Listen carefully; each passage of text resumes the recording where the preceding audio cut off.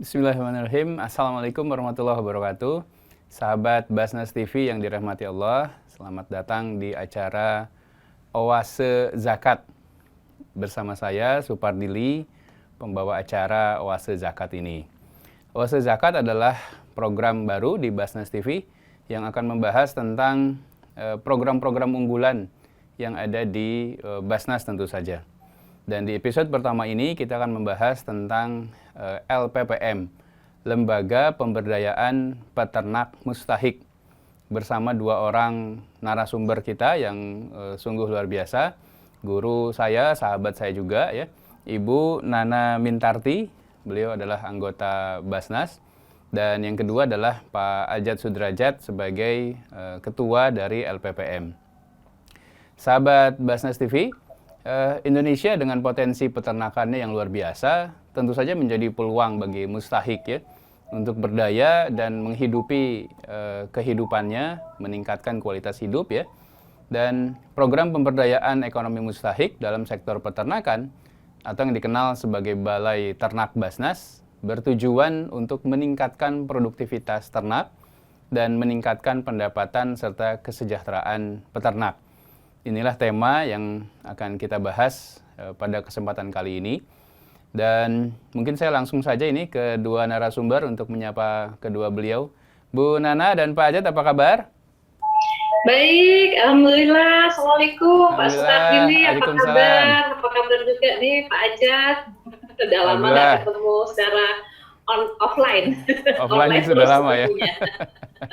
Alhamdulillah, Pak Ajat sehat juga ya? Alhamdulillah, Pak Ali. Alhamdulillah.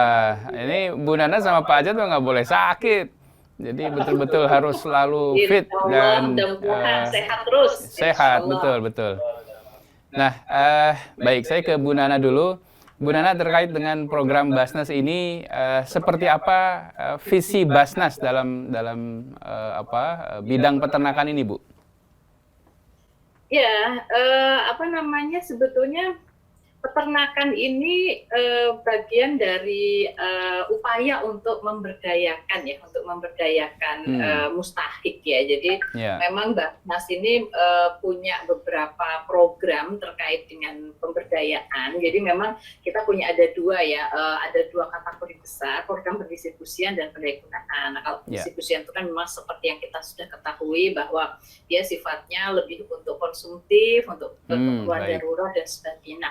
Tapi untuk pemberdayaan ini kan memang program yang sifatnya adalah jangka panjang gitu kan, program-program yang diharapkan ini bisa berlangsung secara sustain dan mampu meningkatkan kesejahteraan dan taraf hidup mustahik gitu. Nah, jadi inti besarnya seperti itu. Nah, di dalam program pendayagunaan itu sendiri ada beberapa, salah satunya, ini adalah pemberdayaan pertanian dan peternakan gitu. Nah, jadi memang ini ada dua hal, jadi pertanian dan peternakan. Nah, jadi kenapa pertanian dan peternakan? Karena memang pertanian ini adalah sebagai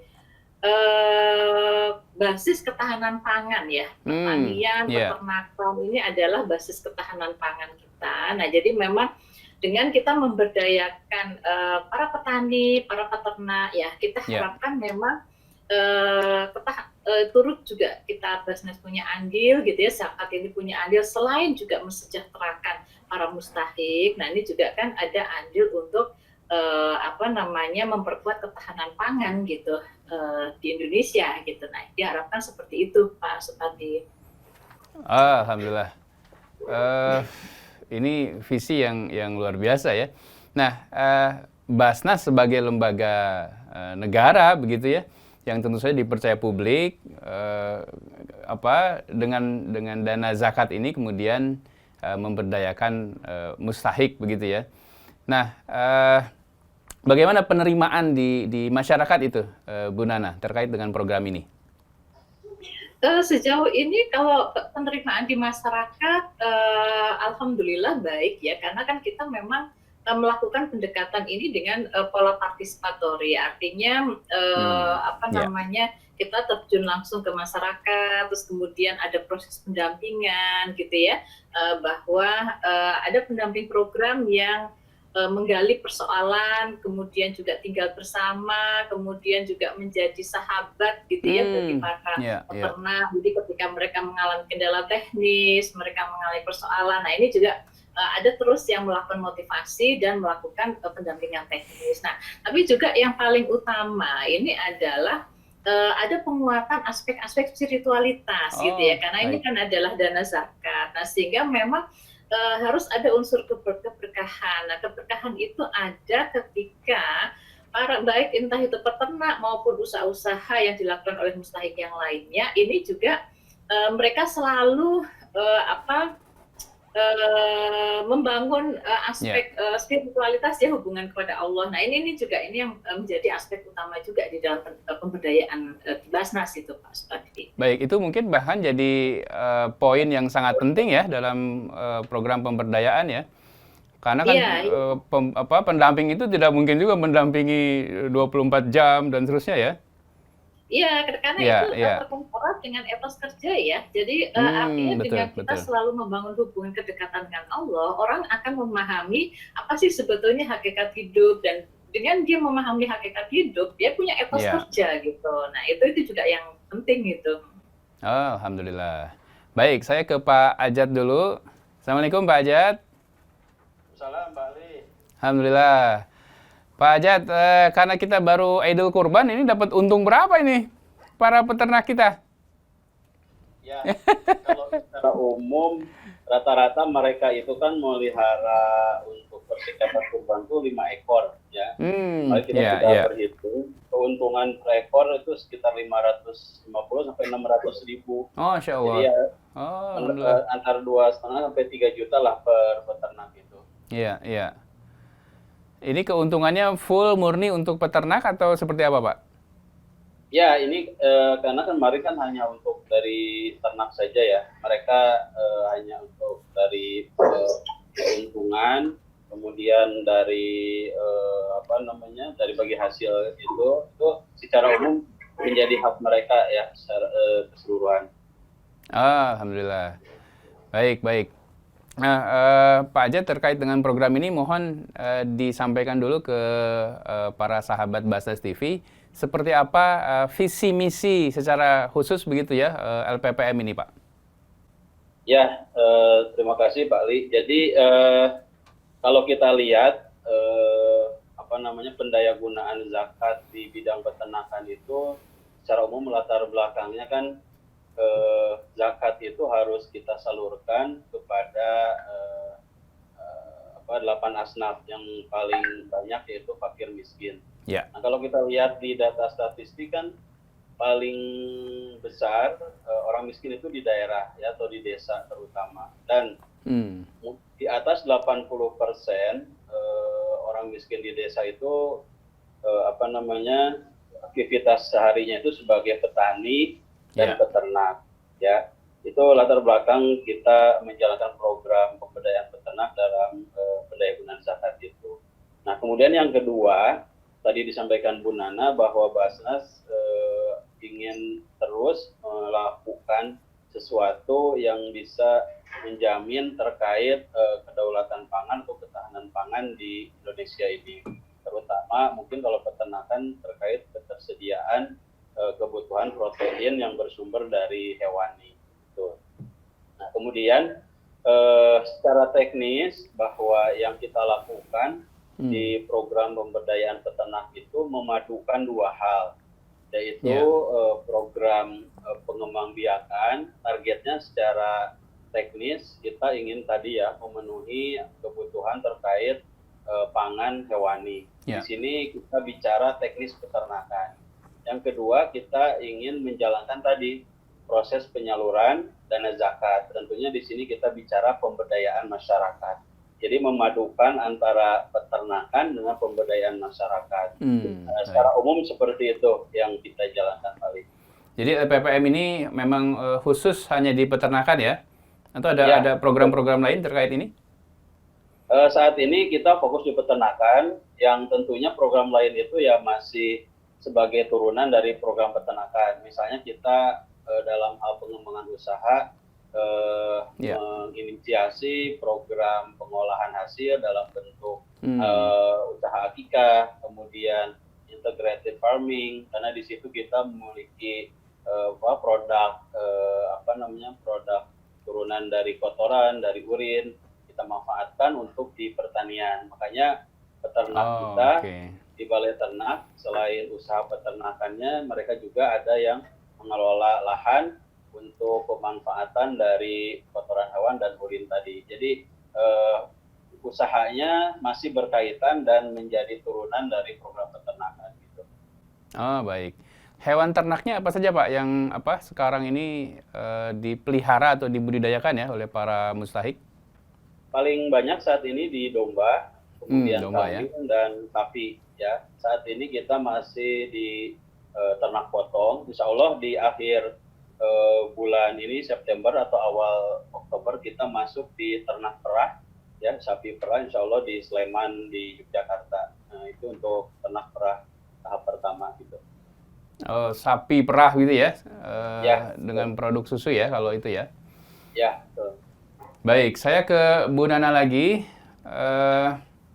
Bu Nana terkait dengan program ini, seperti apa Bu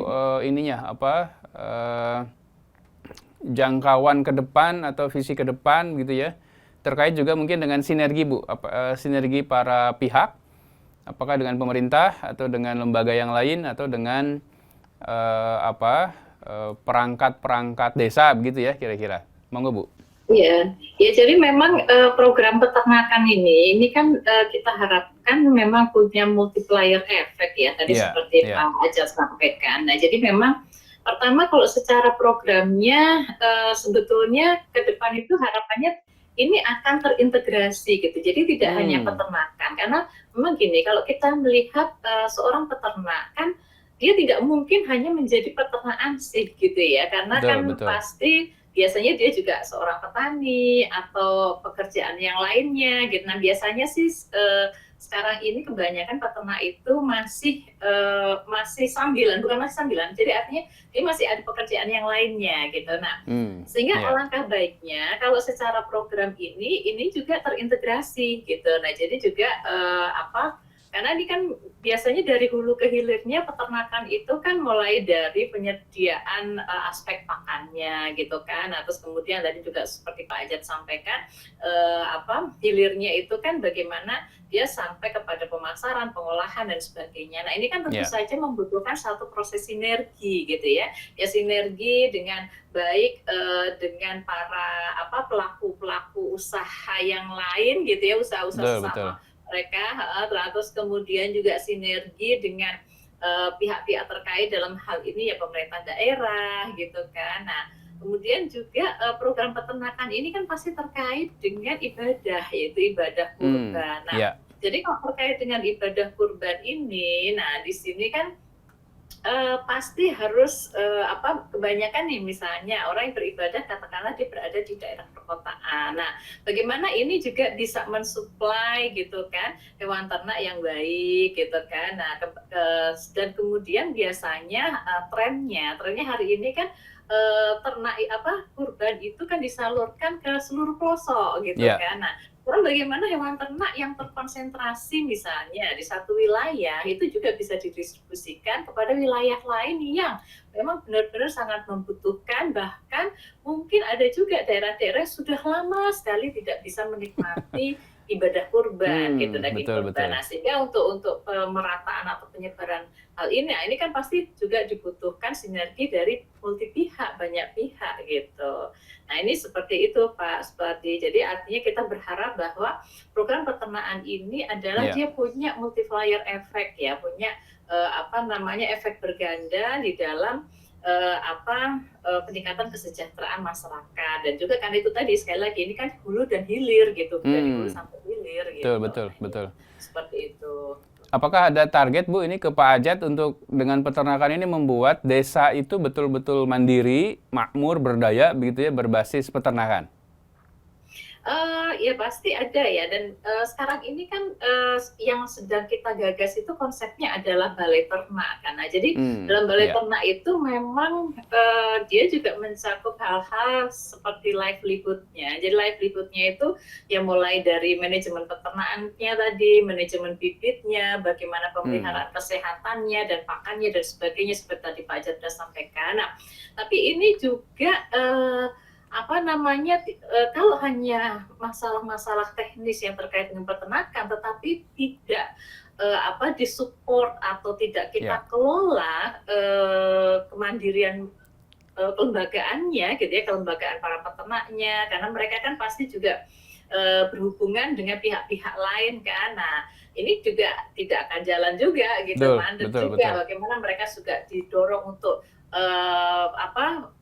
kewirausahaannya, kemudian juga mereka ketika nanti kan tidak selamanya ini kan program kalau yang berbasis zakat itu kan ketika mereka masih mustahik. Nah, ketika usahanya berkembang, pasti kan mereka sudah lepas dari garis kemiskinan. Nah, dia kan akan menjadi peternak dengan skala yang lebih besar. Nah, ini kan dia harus bagaimana harus melakukan self funding gitu kan, mengakses permodalan, mengelola usaha-usaha yang lebih besar, tidak lagi skala subsisten seperti hari ini, tetapi usaha-usaha yang lebih memberdayakan. Artinya kalau selama ini dia hanya sebagai seorang pekerja atau pencari, dia ke depan ketika usahanya sudah berhasil, dia bisa merekrut pekerja yang lain atau peternak yang lain gitu. Nah, dari situ kan tersedia atau ada pembukaan lapangan kerja bagi mustahik yang lainnya. Jadi seperti itu gitu yang juga. Terus kemudian juga tadi secara aspek kemandirian mentalitas atau spiritualitas, bagaimana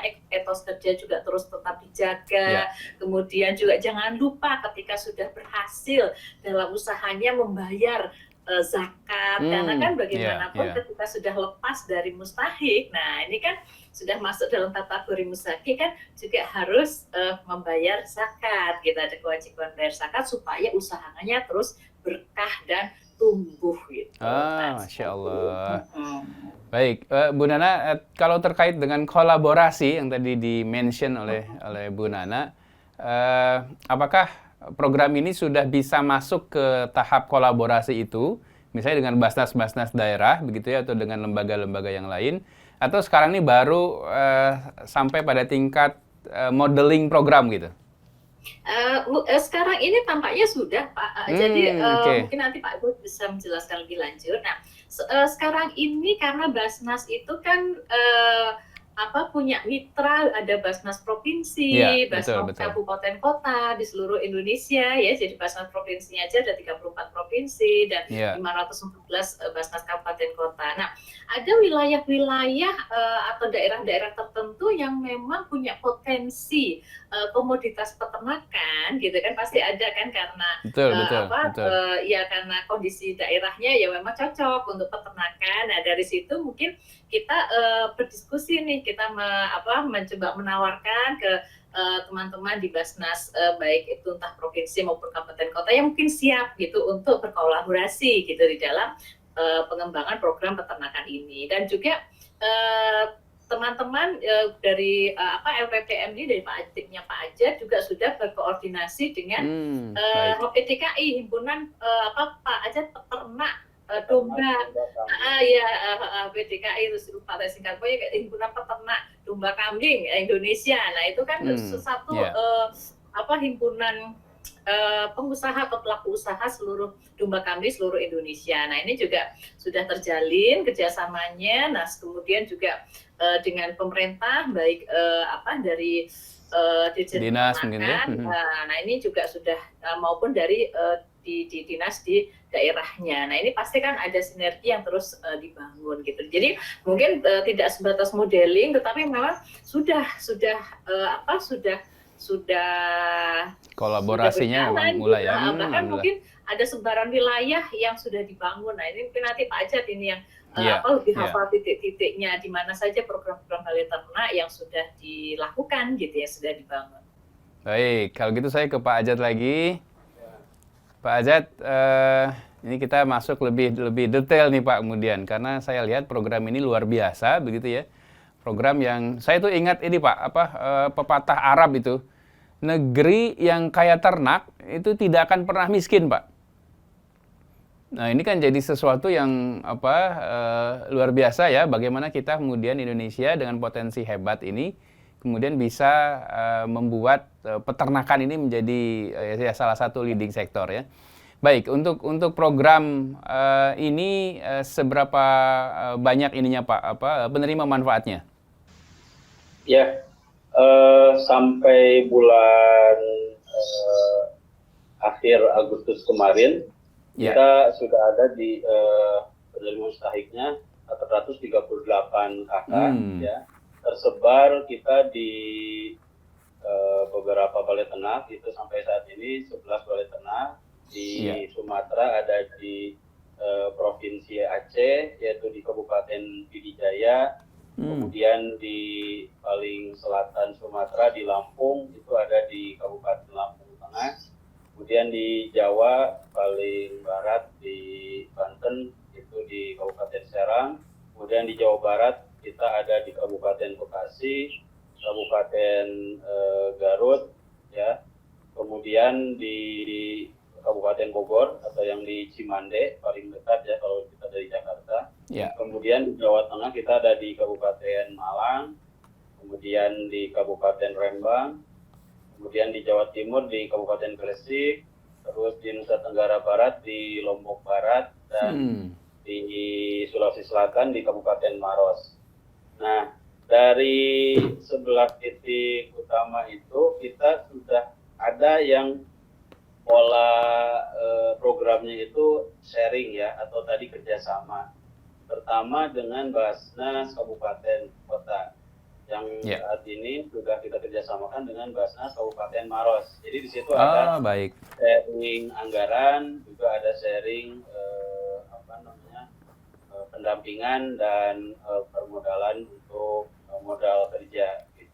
Ada satu lagi dengan UPZ ya, UPZ PMT Bus yang di Rembang itu juga kerjasama. Jadi kita sudah mulai melakukan replikasi program di daerah, tentunya dengan kerjasama dengan Basnas daerah, dengan UPZ. Dan insya Allah terdekat kita akan kerjasama dengan UPZ Al Daud ya di Lampung sama di Sukabumi. Itu dari sisi pengembangan balai ternaknya Pak. Alhamdulillah. Jadi sudah tersebar lebih dari 5 provinsi ya? Tadi ada Aceh, Lampung, Jawa Barat gitu ya? Alhamdulillah. Penerima mustahik sudah ratusan itu ya. Apakah ada kelembagaan Pak yang kemudian dibangun di tengah-tengah mustahik ini? Betul. Tadi saya menambahkan apa yang disampaikan Bu Nana, bahwa target kita itu adalah kemandirian. Kalau kita menjabarkan kemandirian secara ekonomi, indikatornya paling sederhana adalah peningkatan pendapatan. Tentunya tadi ya dengan intervensi yang kita berikan terkait livelihoods-nya ya, manajemen, bibit, pakan, kemudian teknis peternak, dan lain sebagainya. Yang kedua adalah dari sisi kelembagaan. Nah, kelembagaan ini kita membentuk mulai dari pembentukan kelompok nanti digabung menjadi kelembagaan lokal. Nah, lembaga lokal yang sudah kita bentuk saat ini bentuknya adalah koperasi. Koperasi ya. Ada ini di Kabupaten Garut dan di Kabupaten Bekasi itu sudah ada 2 koperasi yang sudah kita bentuk. Nah, ini targetnya tentunya tadi ya untuk bisa self funding. Kita juga mengakses permodalan dengan investor atau kerjasama dengan lembaga-lembaga funding lainnya. Nah, ini untuk target kemandirian secara kelembagaan. Karena pengalaman kita secara ekonomi, secara individu mereka sudah bagus, tapi tanpa memiliki kelembagaan lokal, biasanya keberlanjutannya agak terseok-seok. Makanya kita harus memperkuat mereka dengan kelembagaan. Mereka kita satukan dalam satu lembaga lokal, misalnya koperasi, sehingga usahanya bisa lebih cepat berkembang gitu ya. Selain yang ketiga adalah kemandirian secara mental spiritual tadi ya, menjalankan ibadah, kemudian etos kerja, dan tentunya harapan kita mereka sudah mulai belajar berinfak ya. Karena dari bagi hasil itu kita mereka wajibkan menyisihkan untuk tabungan dan infak. Nah, karena ini untuk melatih mereka bagaimana bahwa pada saat ini mungkin mereka menerima bahwa kedepannya mereka berbagi dan memberi, ya. Mungkin tahap awal sebagai munfik, harapan kita menjadi muzaki, itu kali. Alhamdulillah, alhamdulillah. Terkait penerima manfaat ini, seperti apa Pak ininya? Kriterianya? Apakah memang mustahik yang memang ya memang sehari-hari sudah punya ternak gitu ya, atau seperti apa Pak? Ya, pasti dominan kita mensyaratkan mereka sudah pernah beternak, ya. Ya. Jadi mustahik yang kita bina saat ini 90% mereka pernah beternak. Tapi ada yang 10% kita jadikan mitra binaan. Mereka sebelumnya belum pernah beternak, tapi memiliki semangat dan cita-cita untuk mengembangkan ternak menjadi aset produktif mereka. Dan alhamdulillah walaupun sebelumnya mereka belum pernah beternak, dengan semangat dan pendampingan dari pendamping kita, mereka bisa berkembang. Itu yang pertama. Yang kedua tentunya karena ini dana zakat, kita mensyaratkan mereka masuk kategori mustahik. Saat ini kita lebih banyak dari asnaf miskin. Ya. Baik. Standarnya yang saat ini di daerah karena sangat rendah ya penghasilannya, lebih banyak sih rata-rata mungkin 1,6 sampai di bawah 2 juta rata-rata penghasilan tuh masuk kategori miskin atau masih jauh di bawah hak kifayah yang standarnya Basnas. Oh baik. Nah, tadi Pak Ajat menyinggung tentang pendamping. Nah, seperti apa Pak pendamping ini? Siapa mereka? Kemudian apa tugasnya dan seterusnya Pak? Ya, pendamping ini sebenarnya orang yang kita hire khusus mereka mendampingi peternak. Mendampingi 3 hal tadi. Bagaimana mereka bisa memastikan pendampingan atau intervensi yang kita berikan secara teknis, kelembagaan, dan mental spiritual itu bisa dilaksanakan dan bisa diaplikasikan oleh mustahik. Kita juga bekali mereka dengan buku atau modul pendampingan. Jadi di situ ada materi-materi yang 3 hal tadi itu ya, teknis, kelembagaan, sama mental spiritual. Jadi mereka setiap seminggu sekali, ada juga yang 2 minggu sekali, melakukan pertemuan dengan mustahik. Di akhir pertemuan kira-kira 15 menit, mereka menyampaikan materi-materi yang menjadi kurikulum wajib. Jadi kita punya kurikulum, tahun mereka itu harus menguasai apa, 2 tahun menguasai apa, dan nanti masuk ke tahap proses pemandirian. Gitu. Jadi mereka kita hire khusus. Nah, kita mewajibkan pendamping ini wajib sarjana ini. Oke. Ya, ini kita, minimal S1 ya? Ya, Pak. Minimal S1 ya? Ya, D3 bisa. Oh, D3 bisa. Baik. Karena mereka bisa memahami teknis juga dari aspek manajemen. Ya, tentunya sebelumnya mereka kita latih juga dari tentang teknis, tentang komdev, ya. Karena pasti pendamping itu ketika terjun ke masyarakat, sama masyarakat itu dianggap serba bisa. Makanya kita menyiapkan mereka ya. Karena pertanyaannya tidak hanya teknis beternak, urusan keluarga, urusan anak, kan? Itu mereka harus memahami hal-hal seperti itu. Makanya kemampuan komdevnya itu harus paripurna, betul ya? Paripurna ya. Itu kali. Dilatih khusus ya para pendamping ini, Pak?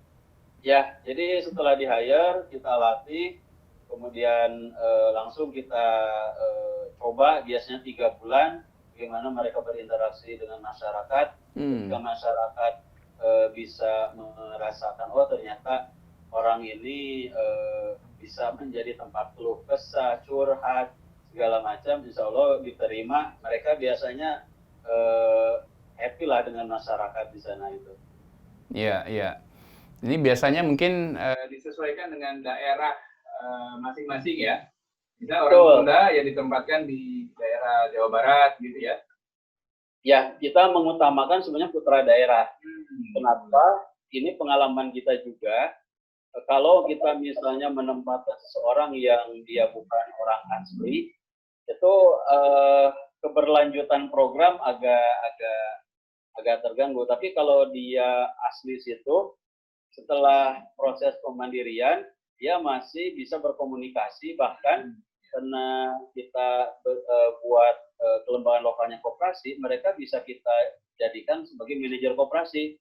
Awalnya digaji oleh Basnas, selanjutnya mereka mendapatkan ma'isyah dari proses transaksi, proses bisnisnya koperasi itu, jadinya mereka jadi anak buahnya peternak ke depannya, karena kan yang miliki koperasi itu kan peternak. Ya, tapi mereka biasanya bagi hasil ya di awal-awal. Alhamdulillah. Baik. Saya ke Bu Nana lagi. Bu Nana, terkait dengan program di Basnas secara umum, ketika proses pemberdayaan berhasil, tentu saja kan ada peningkatan kualitas dari para mustahik ini. Nah, Basnas ini kemudian yang sudah naik ini diapain gitu Bu kira-kira? Apakah ada program khususnya, atau ada program edukasi lanjutan, atau ada di prospek bahkan mungkin menjadi muzaki, jadi donatur atau seperti apa? Secara Iya. umum ya. Ya, jadi memang tadi ya, karena mustahik itu kan pasti dia di bawah garis kemiskinan. Nah, jadi harapannya setelah ada intervensi program, dia kan akan naik kelas gitu ya. Nah, jadi dan ini ada kaji dampaknya. Biasanya Basnas secara reguler, jadi di akhir tahun, nah itu melakukan satu proses kaji dampak gitu ya, kaji dampak program. Nah, apakah program ini istilahnya ada peningkatan gitu ya, sudah berapa keluar dari garis kemiskinan, sudah berapa mengurangi tingkat keparahan kemiskinan, tingkat kedalaman kemiskinan dan sebagainya lah gitu. Nah, jadi kalau tadi kalau misalnya mereka sudah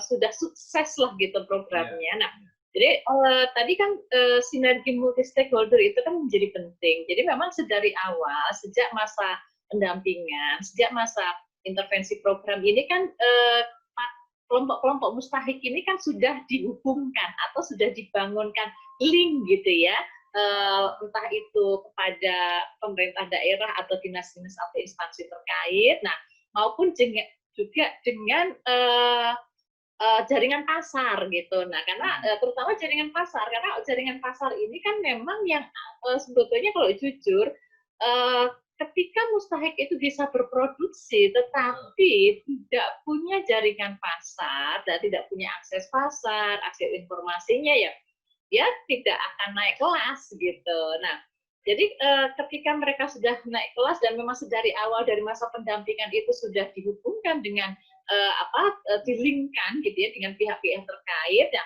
otomatis ketika sudah mereka sukses kan mereka bisa membangun jaringan sendiri tadi, seperti misalnya bagaimana ketika sudah tidak lagi sudah tidak berhak lagi mengakses dana zakat, mereka kan bisa mengakses misalnya masuk ke dalam kategori bankable gitu kan, masuk ke dalam kategori bankable. Nah, jadi pendampingan itu juga menyiapkan juga mereka siap juga secara manajemen sehingga ketika sukses itu juga udah siap juga dia bisa mengakses kelembagaan keuangan gitu kan. Nah, itu di situ. Nah, terus kemudian juga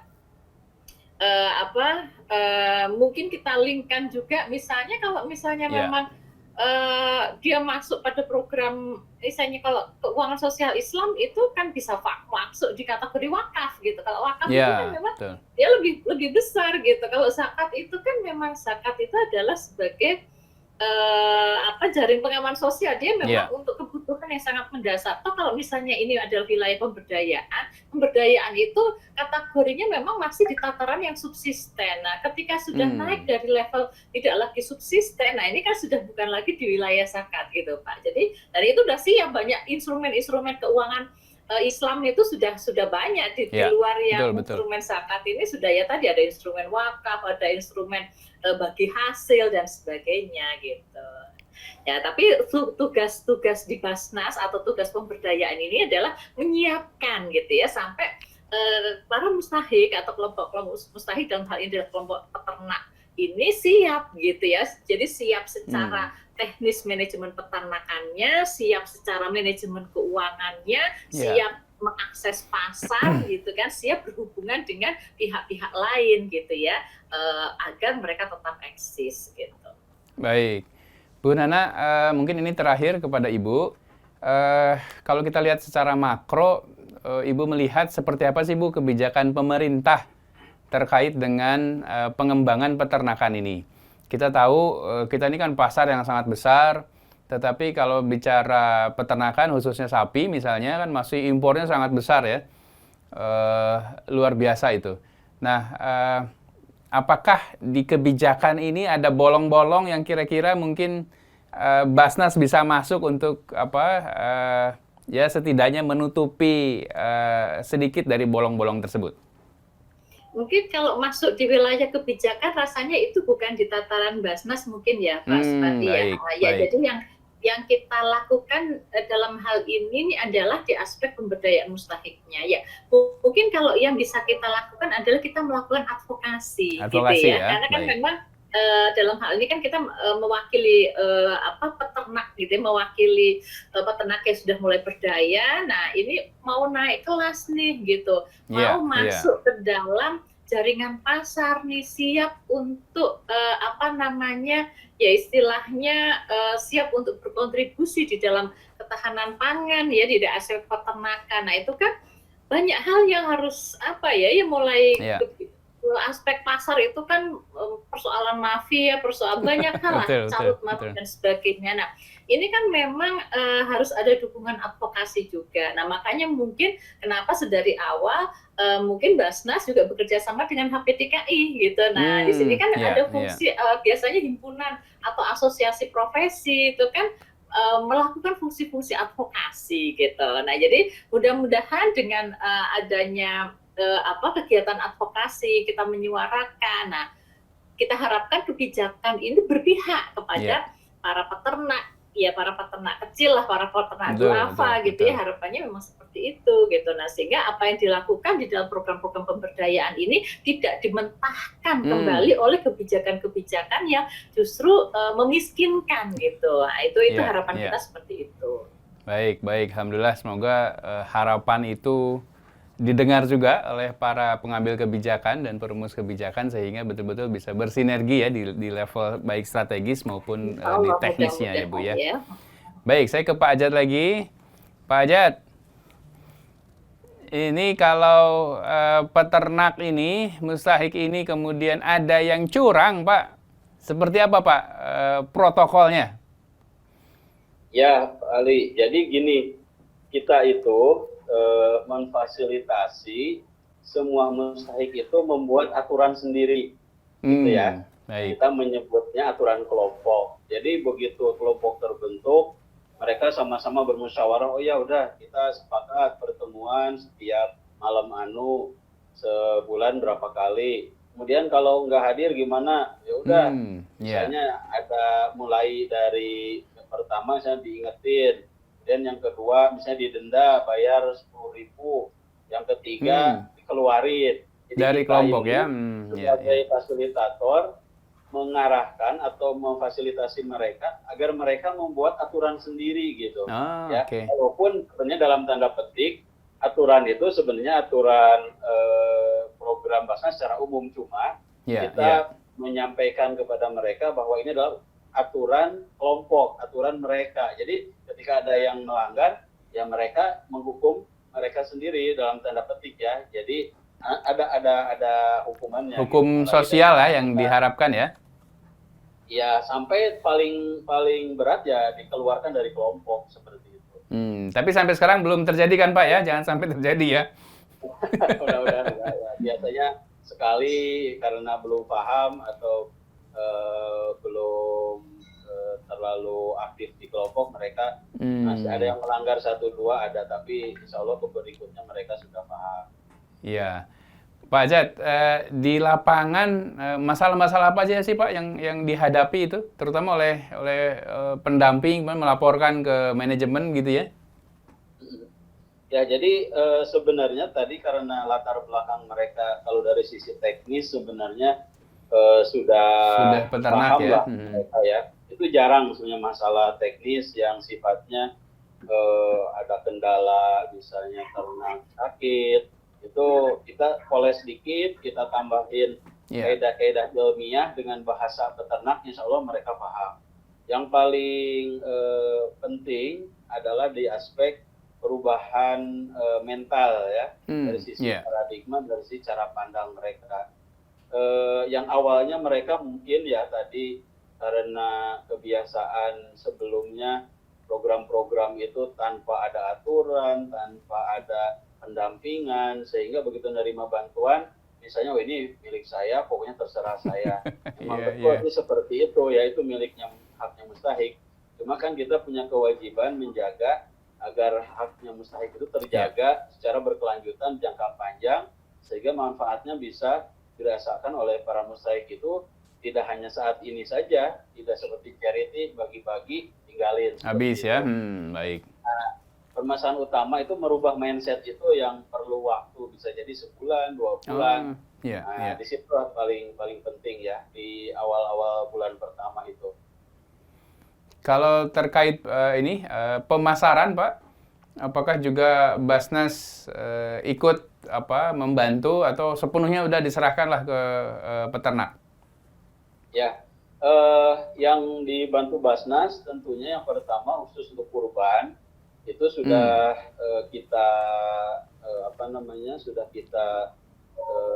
sampaikan bahwa setiap tahun Basnas mengadakan atau melayani kurban buat para mudhofi, sehingga ternak yang dikelola oleh mustahik insya Allah akan diprioritaskan oleh Basnas untuk menyuplai kebutuhan kurban. Gitu. Yang kedua, Basnas juga kita melakukan kerjasama pemasaran baik secara online ataupun offline. Yang online kita juga kerjasama dengan beberapa e-commerce ya. Kemudian yang akikah juga kita kerjasama dengan salah satu e-commerce juga. Kemudian dengan beberapa pelaku usaha akikah. Tadi yang disampaikan Bu Nana dengan pelaku usaha peternakan di HPDKI. Ada juga dengan pengusaha ternak, itu semua kita bantu ya, baik langsung Basnas sebagai pasar langsung untuk kurban, bisa juga Basnas memfasilitasi, mengadvokasi untuk mempertemukan mustahik dengan pasar, ya baik individu ataupun lembaga. Alhamdulillah. Mungkin terakhir Pak Ajat, ini kan kita masih terus berkubang lah begitu ya di pandemi COVID-19 ini. Untuk para peternak ini seperti apa Pak dampaknya? Apakah jangan-jangan malah dampaknya positif ya untuk para peternak ya? Ya, sebenarnya dampaknya itu kalau kita menyebutnya mungkin yang kedua ketiga. Kenapa saya bilang kedua ketiga? Karena yang terdampak utama yang ada kaitannya dengan dunia peternakan itu adalah di rumah makan atau warung sate lah. Yang langsung berkaitan dengan peternakan itu atau usaha kuliner. Karena mereka terdampak karena social distancing, orang nggak boleh kemana-mana, akhirnya berkunjung ke rumah makan pun kan terbatas, ya gitu. Nah, sedangkan yang rumah makan atau warung sate itu kan suppliernya dari peternak kita, otomatis pemasaran agak terganggu. Kemarin di awal-awal sekitar bulan Februari Maret sempat seperti itu, tapi kita cepat mengambil inisiatif, kita evaluasi bersama tadi ya, manfaat kita bekerja sama dengan para pengusaha, mereka bisa membaca, oh ternyata ada perubahan perilaku dari konsumen, yang pada sebelum masa COVID itu mereka lebih senang fresh atau ternak hidup, ternyata saat ini karena nggak boleh kemana-mana, mereka beralih ke frozen, ya, jadi kita arahkan mereka memotong sendiri, kemudian dikemas, kemudian dikirim langsung. Insya Allah itu menjadi apa ya, usaha baru di usaha pengolahan dari mustahik ya. Contohnya yang di Magelang mereka kita fasilitasi pembangunan tempat pemotongan hewan meskipun masih sederhana tapi insya Allah bisa di frozen food tadi ya. Seperti itu Pak Ali. Baik, alhamdulillah. Ini paparan yang komprehensif ya, sahabat Basnas TV, dari Bu Nana dan dari Pak Ajat terkait dengan program peternakannya Basnas. Pak Ajat, mungkin ke depan seperti apa Pak ininya, rencana ke depan terkait dengan program peternakan ini, apakah memang akan masih fokus misalnya di ternak-ternak kurban begitu ya, atau malah bisa ke ternak-ternak yang lain juga kemudian? Ya, mungkin dalam jangka pendek sampai menengah kita masih fokus di ternak ruminansia ya. Ruminansia itu domba, kambing, sapi. Kenapa? Karena kita mengingat ini dana zakat, kita harus menjaganya lebih saving ya. Betul. Harus sangat aman karena jangan sampai mereka kita berikan produksinya gagal. Misalnya di ayam potong kan itu fluktuatif banget itu harganya, sangat nggak aman lah. Seperti itu. Nah, kemudian yang kedua, tentunya untuk proses replikasi program-program kita, harapannya kita semakin menyebar di seluruh pelosok tanah air. Kita akan bekerja sama dengan Basnas daerah, dengan UPZ, dengan pemerintah, dengan perguruan tinggi, ya, untuk terus mengembangkan, ya, baik secara program pemberdayaan ataupun teknologi tepat guna yang bisa diaplikasikan oleh peternak. Dan yang ketiga, fokus ke depan kita pastinya akan di tempat-tempat yang mungkin sekarang masuk ke tahun kedua, kita mulai mengembangkan dari sisi usaha, ya, baik itu di pengolahan ataupun di baik produknya atau produk-produk tambahannya seperti tadi pupuk kompos, kemudian biogas, kemudian pupuk cair. Nah, kemudian untuk di pengolahannya nanti dimasakkan, yang dikemas di vakum, dan usaha-usaha kuliner seperti akikah. Seperti itu, Pak Ali. Baik, alhamdulillah. Ini ke Bu Nana saya nggak terakhir nih. Bu Nana, ada satu lagi yang saya terlintas. Bagaimana Basnas menjalin kerjasama, kolaborasi dengan dunia pendidikan, Bu? Karena saya lihat tadi ada pendamping, begitu ya, terkait dengan desa. Kan kita mengenal misalnya kalau mahasiswa itu harus KKN, begitu ya. Nah, ini sepertinya akan ada banyak sekali bidang-bidang yang kemudian Basnas itu bisa sangat erat berkolaborasi dengan kampus-kampus lah begitu, Bu. Iya, ini alhamdulillah seperti IPB, kemudian ada beberapa perguruan tinggi yang lain. Ini salah satu pengabdian, program pengabdian pada masyarakat ya. Betul.